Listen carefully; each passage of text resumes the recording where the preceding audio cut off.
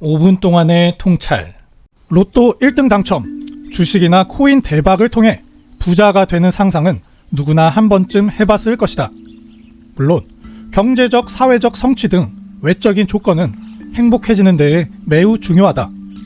허나 나는 정말이지 진심으로 행복은 외적인 조건이 아닌 마음에 달려있다고 생각한다. 학문적으로는 과연 어떤 근거로 그렇게 이야기할 수 있는지 하나씩 살펴보자. 1854년 경제학자 고세는 한계 체감 효용의 법칙이라는 것을 발견해냈다. 사람들은 더 큰 보상은 당연히 더 큰 소비로 이어질 거라고 생각했었다. 하지만 실제 시장을 관찰해보니 그렇지가 않았다. 처음엔 세일 등의 혜택에 큰 반응이 오지만 시간이 흐를수록 아무리 보상을 더해줘도 더 이상 소비가 늘지 않는 현상을 발견한 것이다.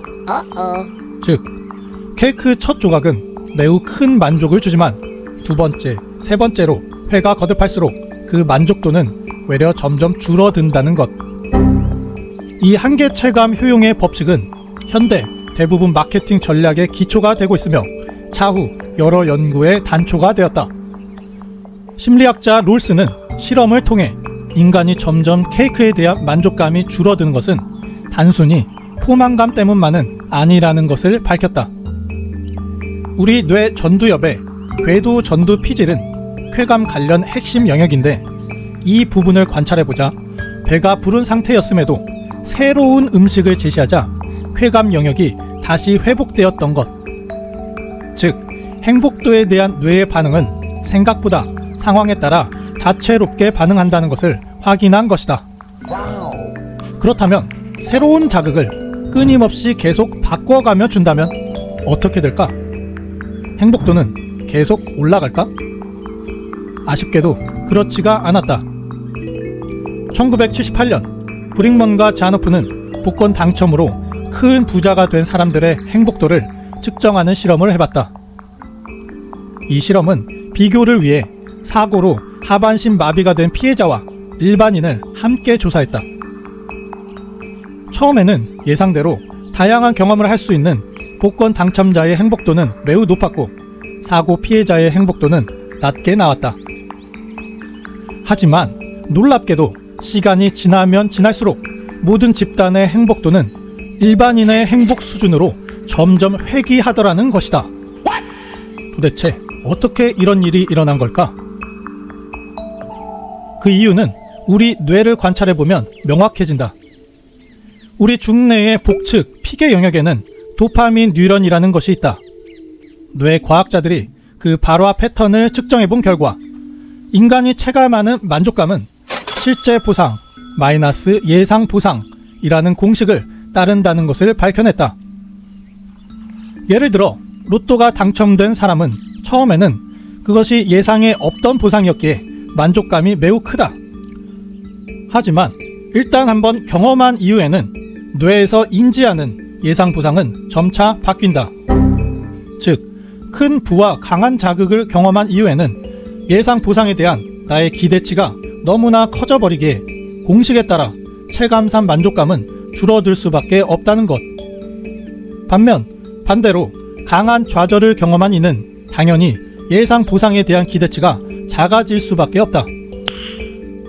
이것이 앞선 실험에서 복권 당첨자와 하반신 마비 피해자의 행복도가 점차 같은 수준으로 회귀한 이유이다.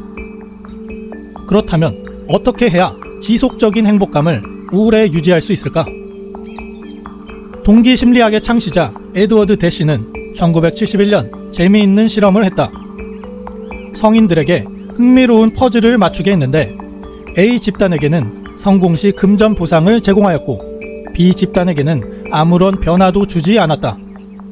그리고 어느 순간 이들에게 아무런 보상 없이 퍼즐을 맞추게 하자 놀랍게도 돈을 줬던 A 집단은 퍼즐에 대한 흥미가 확 줄어든 반면 아무것도 주지 않은 B 집단은 퍼즐에 대한 흥미와 만족감이 유지되거나 오히려 증가한 것이다.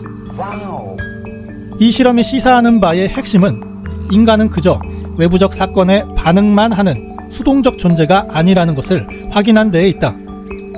그리고 이 실험 결과에는 인간이 행복감을 오래 유지할 수 있는 비결이 숨어 있다.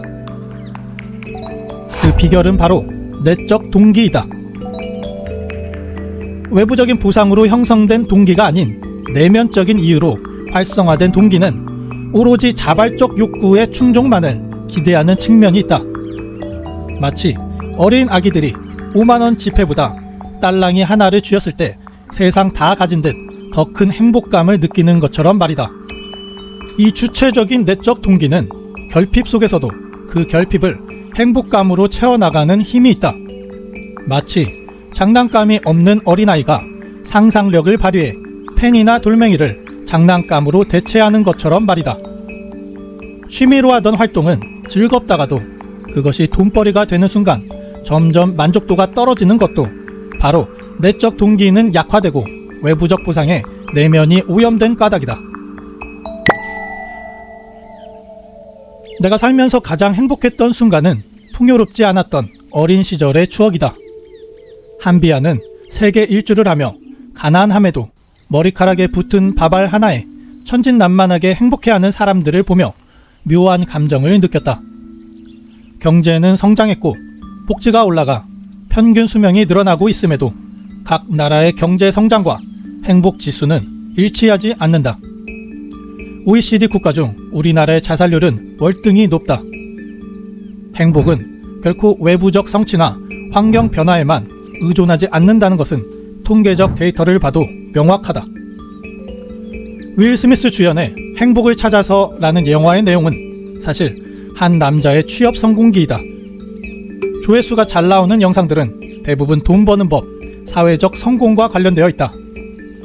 우리 사회의 관심은 너무나도 외적 성취와 물질적 기복에 치중되어 있다는 것이다. 하지만 앞서 연구에서 보았듯 행복은 외적인 변화로 성취되거나 유지되지 않음을 분명히 기억하자. 진정한 행복은 자기 내면을 잘 이해하고 외부와의 갈등을 잘 조율하는 능력에서 온다. 아무쪼록 2026년 새해 많은 사람들이 그저 복을 받기보다 행복의 본질에 보다 관심을 갖고 행복감을 잘 느끼는 한 해가 되길 기원한다. 끝. 여러분의 생각을 댓글로 남겨주세요. 구독과 알림 설정을 하시면 더 빠르게 영상을 찾아보실 수 있습니다.